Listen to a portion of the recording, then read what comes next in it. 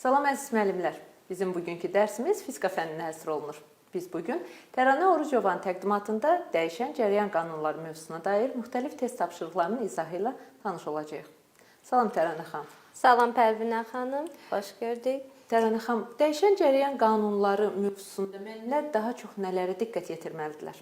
Deməli, biz bugünkü mövzumuzda müəllimlərimizin nələrə diqqət etməli olduğu barədə müəyyən nümunə məsələlər hazırlamışıq və onlarla tanış olduqdan sonra müəllimlərimiz üçün də aydın olacaq ki, hansı hissələrə daha diqqətli olmaq lazımdır və nəzər yetirməlidirlər. Təşəkkürlər. O zaman gəlin vaxt itirmədən test tapşırıqlarının izahına keçək. Tamam, başlayaq. İlk sualımız belədir. Qapalı keçirici konturdan keçən maqnit seli zamana görə fi bərabərdir 12 sinus 5 pi t qanunu ilə dəyişir. Konturda yaranan induksiya elektrik hərəkət qüvvəsinin maksimal qiymətini hesablayın. Pi-ni bizə verib 3. Deməli, biz bu məsələnin həlli üçün birinci, deməli, fi bərabərdir 12 sinus 5 pi t qanunu ümumi hala gətirsək, fi bərabərdir fi m sinus omega t şəklində yaza bilərik və deməli, induksiya elektrik hərəkət qüvvəsi ilə deməli, maqnit seli arasındakı münasibət belədir ki, maqnit selinin zamana görə birinci tərtib törəməsi induksiya elektrik hərəkət qüvvəsini verəcək bizə və buradan düsturu yazsaq, fi-nin deməli, birinci tərtib törəməsini almalıyıq. Bu omega fi m və sinusun törəməsi kosinus olduğuna görə kosinus omega t. Və buradan artıq tənlik bizim üçün aydın olur. Y bərabərdir. Əslində bu da Ym kosinus omega t. Yəni bizdən induksiya elektrik hərəkət qüvvəsinin maksimal qiymətini soruşduğuna görə omega fi m bizə artıq o maksimal qiyməti vermiş olur və biz bunu qiymətlərini yerinə yazaraq, deməli, fi-nin maksimal qiyməti 12 Weber və deməli, sinus 5 pi və pi-ni 3 verdiyinə görə biz yerinə qoyub hesablayırıq və EHG-nin maksimal qiyməti üçün 180 volt alırıq. Deməli, cavabımız 180 voltdur.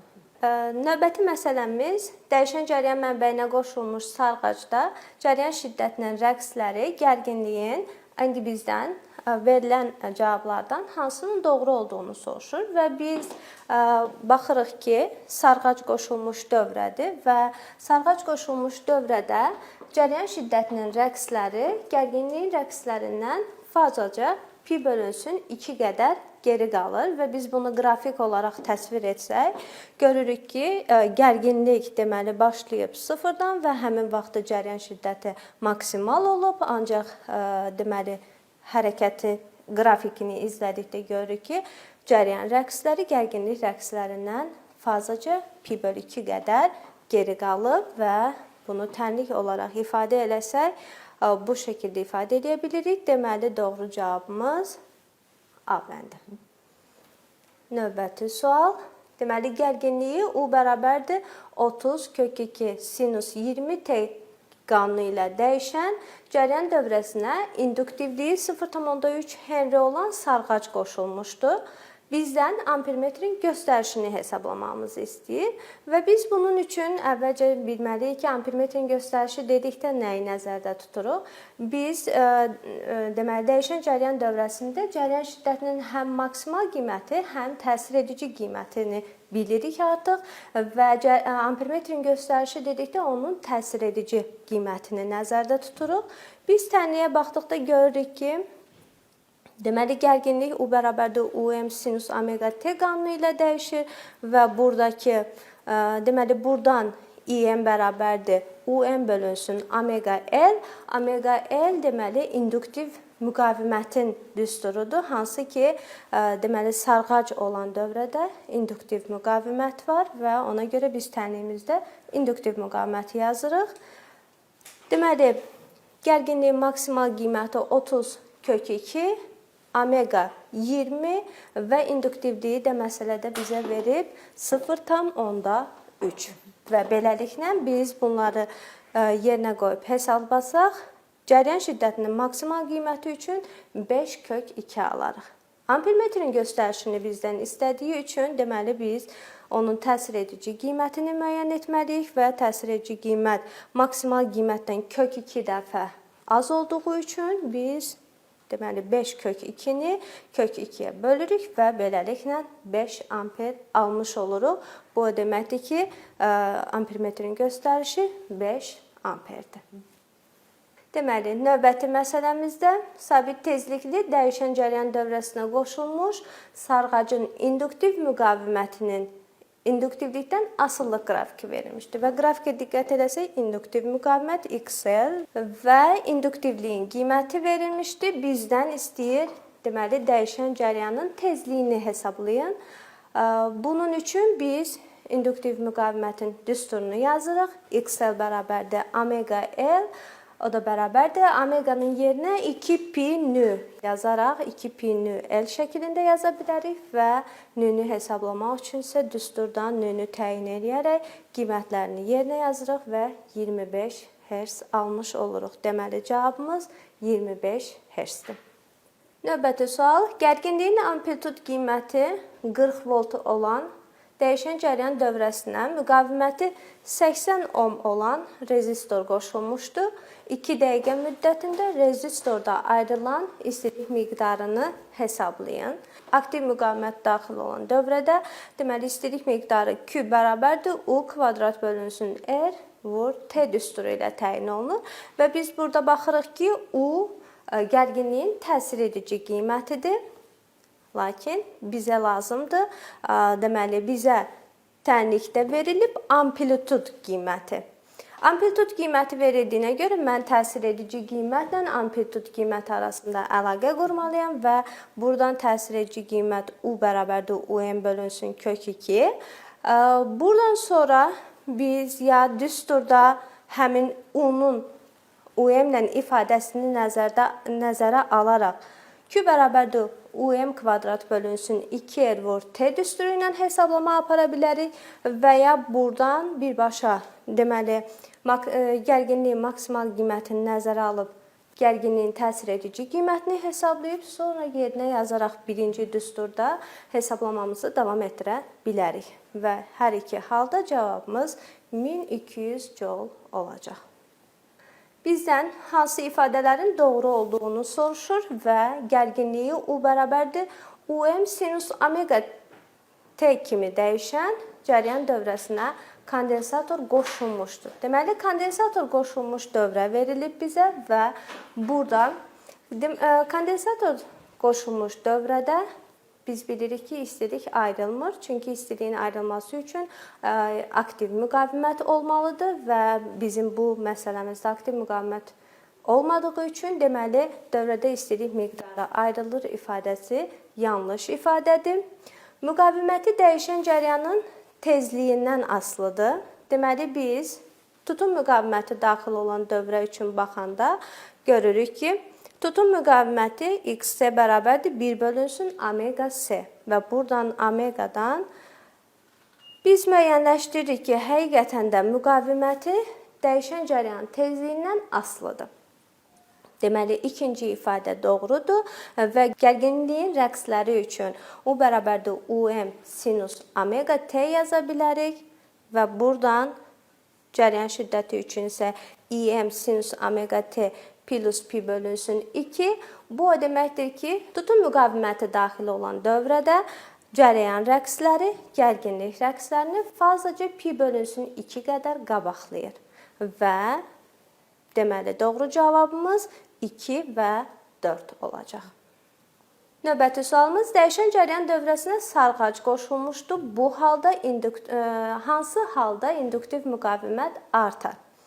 Deməli, biz baxırıq ki, cavablarda sarğacın içərisinə ferromaqnit içlik daxil edirdikdə, dəyişən cəryan tezliyini azaltdıqda, dəyişən cəryan periodunu azaltdıqda və mənbənin gərginliyinin amplitudunu artırdıqda, deməli, biz diqqət edirik ki, dəyişən cəryan dövrəsinə sarğac qoşulub. Sarğac qoşulubsa, deməli, burada induktiv müqavimət mövcuddur və biz induktiv müqavimətin düsturunu XL bərabərdir omega L, o da bərabərdir 2pi nü L, həm tezliklə, həm periodla ifadəsini yaza bilirik və buradan görürük ki, İnduktiv müqavimət rəqslərin tezliyi ilə düz mütənasibdir, periyodu ilə tərs mütənasibdir. Onda biz baxa bilərik ki, dəyişən cərəyanın tezliyini azaltdıqda induktiv müqavimət azalır.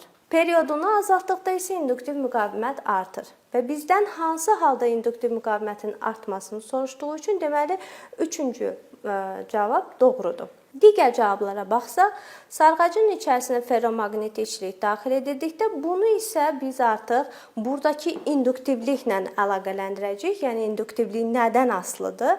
Deməli induktivlik asılıdır maqnit nüfuzluğundan və sarğacın həndəsi ölçülərindən. Yəni uzunluğu, ənkəsik sahəsi bunlardan asılıdır və bunları nəzərə aldıqda biz görərik ki, həqiqətən sarğacın içərisinə ferromaqnit içlik daxil edildikdə induktiv müqavimət artar, çünki induktivliyi artmış olacaq və deməli doğru cavabımız 1 və 3. Dəyişən cərəyan dövrəsindəki elementlərin müqavimətləri uyğun olaraq deməli R 4 ohm, X 5 ohm və X 8 ohmdur.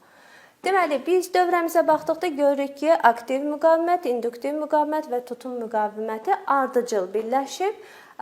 Bunu rezistorla qarışdırmaq olmaz, çünki bu dəyişən cərəyan dövrəsidir və dəyişən cərəyan dövrəsində dövrənin tam müqavimətini hesablamaq üçün düsturumuz Z bərabərdir R kvadrat plus XR minus XN-in bağlanmış kvadratı şəklində hesablanır və buradan qiymətlərini yerinə yazsaq görürük ki, 4-ün kvadratı 16, deməli 8 çıx 5, 3 kvadratı 9 və kök 25-dən də 5 çıxacaq. Deməli, tam müqavimətin qiyməti 5 ohmdur. Hansı qrafik dəyişən cərəyanın verilmiş tezliyində tutum müqavimətinin müstəvi kondensatorun lövhələr arasındakı məsafədən asıllığını ifadə edir? Biz bunu təyin etmək üçün baxmalıyıq ki, kondensatorun tutumu necə təyin olunur və məsafədən necə asılıdır?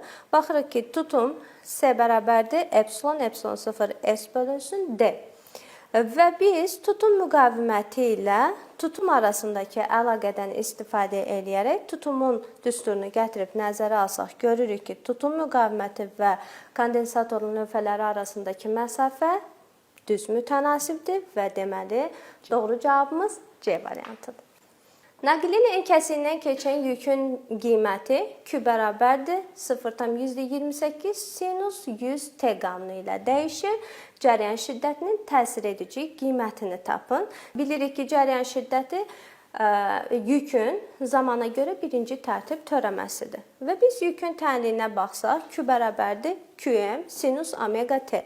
Deməli, bizim verilən tənlikdə 0,28 yükün maksimal qiymətidir.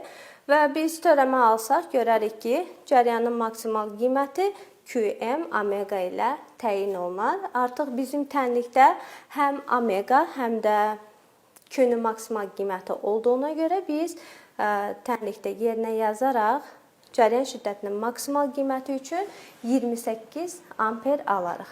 Lakin bizdən cərəyan şiddətinin təsir edici qiymətini soruşur və biz artıq əvvəlki məsələlərdən də gördük ki, təsir edici qiymətlə maksimal qiymət arasında kök 2 qədər fərq var və nəzərə alsaq təsir edici qiymət üçün alarıq 14 kök 2 amper və deməli doğru cavabımız D variantı. İndi isə bir qədər fərqli bir məsələyə baxaq. Deməli, K açarını açdıqda dəyişən cərəyan dövrəsinə qoşulmuş ampermetrin göstərişi necə dəyişər deyə bir sual verilir bizə və deməli biz bu məsələyə iki hal üçün baxacağıq. Deməli, birinci ümumi halda baxaq ki, ampermetrin göstərişini necə təyin edəcəyik? Deməli, I bərabərdir U bölünsün XS və XS-nin də 1 bölünsün omega S olduğunu bilirik. Bundan sonra hansı addımı atırıq? Deməli, biz birinci baxırıq açarın qapalı olduğu hala. Açarın qapalı olduğu halında, yəni açar qapalı olsa, burada hər iki kondensator iştirak etdiyinə görə deməli paralel birləşib. Və paralel birləşmək üçün tutumun ümumi qiyməti olacaq 2S və biz Birinci halda tutum müqavimətini hesablayanda görürük ki, x-c bərabərdir 1 bölünsün omega 2 isə və bunu təyin eləsək görürük ki, x-c bölünsün 2 qədər. İkinci halda isə deməli artıq K açarı açıq olan hala baxırıq. K açarı açıq olduğu halda bu kondensator artıq iştirak etməyəcək dövrədə və yalnız bir tutum üçün baxacağıq. Deməli, S ümumi bu dəfə artıq S-yə bərabər olacaq və tutum müqaviməti isə x-c ikinci hal üçün 1 bölünsün omega-c, yəni x-c-yə bərabərdir. Və biz görürük ki, birinci halda x-c bölünsün 2, ikinci halda isə 2 x-c-dir. Bu deməkdir ki, tutum müqaviməti 2 dəfə artıb. Və biz artıq cəryanın düsturuna qayıtsaq, görürük ki, cəryan deməli tutum müqaviməti ilə tərs mütənasibdir. Deməli tutum müqaviməti 2 dəfə artıbsa, cəryan şiddəti isə 2 dəfə azalmalıdır. Deməli ampermetrin göstərişi 2 dəfə azalar. Deməli, hansı ifadələr doğrudur? Dəyişən cəryan dövrəsindəki elementlərin müqavimətləri uyğun olaraq XL bərabərdir 30 ohm, XC bərabərdir 30 ohm və R bərabərdir 10 ohm verilib. Deməli, baxırıq, birinci dövrədə rezonans hadisəsi baş verir. Biz baxmalıyıq ki, rezonans hadisəsi nə zaman baş verir və nəzəriyyədən bu artıq bizə məlumdur ki, rezonans hadisəsinin baş verməsi üçün induktiv müqavimət tutum müqavimətə bərabər olmalıdır və həqiqətən biz məsələmizə baxanda görürük ki, induktiv müqavimət və tutum müqavimətin qiymətləri bərabərdir. Deməli, rezonans hadisəsi baş verir. Dövrənin ümumi müqavimətini hesablamaq üçün isə ümumi müqavimətin düsturu Z bərabərdir kök altı R kvadrat plus XL minus XC-ni bağlamış kvadratından istifadə edirik və qiymətlərini yerinə yazsaq, deməli XL ilə XC bir-birinə bərabər olduğu üçün bu hissə sıfırlanır və elə ümumi müqavimət aktiv müqavimətə bərabər olur. Deməli, dövrənin ümumi müqaviməti 10 ohmdur və beləliklə doğru cavabımız 1 və 4 olacaq. Deməli, şəkilə əsasən dəyişən cəryan dövrəsində aktiv müqavimətlərin qiymətlər arasındakı münasibəti təyin edin və biz baxırıq qrafikə, görürük ki, bu qrafik rezonans halının qrafikidir. Rezonans halı o haldır ki, biraz öncə də biz dedik, deməli, tutum müqaviməti ilə induktiv müqavimət bir-birinə bərabər olsun. Bu halda tam müqavimət, deməli, Z R-ə bərabər olacaq. Və biz dövrə hissəsi üçün ohm qanunda nəzərə alsaq, IM bərabərdir UM bölünsün R və biz buradan görürük ki, cəryan şiddətinin maksimal qiyməti müqavimətlə tərs mütənasibdir. Və beləliklə biz qrafikə baxdıqda görürük ki, R3-ə uyğun IM-in qiyməti, yəni cəryan maksimal qiymətinin qiyməti ən aşağıdır. Bu o deməkdir ki, R3 ən böyük qiymətə malikdir. Deməli, sonra R2 və ən az isə R1 olur və beləliklə doğru cavabımız B variantı R3 böyükdür R2, o da böyükdür R1 olacaqdır. Deməli, gərginliyi U bərabərdir 10 kosinus 150T kimi dəyişən cəryan dövrəsinə qoşulmuş rezistorda cəryan şiddətinin zamandan asıllıq qrafiki verilmişdir. Cəryan şiddətinin zamandan asıllıq tənliyini və rezistorun müqavimətini müəyyən edin. Biz bu durumda xatırlamalıyıq ki, deməli, aktiv müqavimət daxil olan dövrədə gərginliyin rəqsləri və cəryan şiddətinin rəqsləri arasında fazla fərqi yoxdur. Yəni, hər ikisi eyni qanunla dəyişir. Deməli, biz artıq tənliyə baxsaq ki, gərginlik kosinus qanunu ilə dəyişir. Deməli, cəryan şiddəti də kosinus qanunu ilə dəyişəcək və deməli, cəryan şiddətinin maksimal qiyməti qrafikdən görürük ki, 5 amperdir və biz həmin 5 amperi nəzərə alanda 5 kosinus 150 T qanunu ilə dəyişəcək. Müqavimətin qiymətini təyin etmək üçün isə R bərabərdir UM bölünsün IM düsturundan istifadə edəcəyik və gərginliyin maksimal qiymətini tənlikdən götürürük. Cəryan şiddətinin maksimal qiymətini ya tənliyə baxa bilərik və ya qrafikdən görürük ki, 5-dir və buradan aktiv müqavimətin qiyməti üçün 2 ohm alırıq. Deməli, cavabımız Y variantı. Və şəkildəki transformatorun birinci dolağındakı sarğıların sayı 300, ikinci dolağındakı sarğıların sayı isə 1200-dür.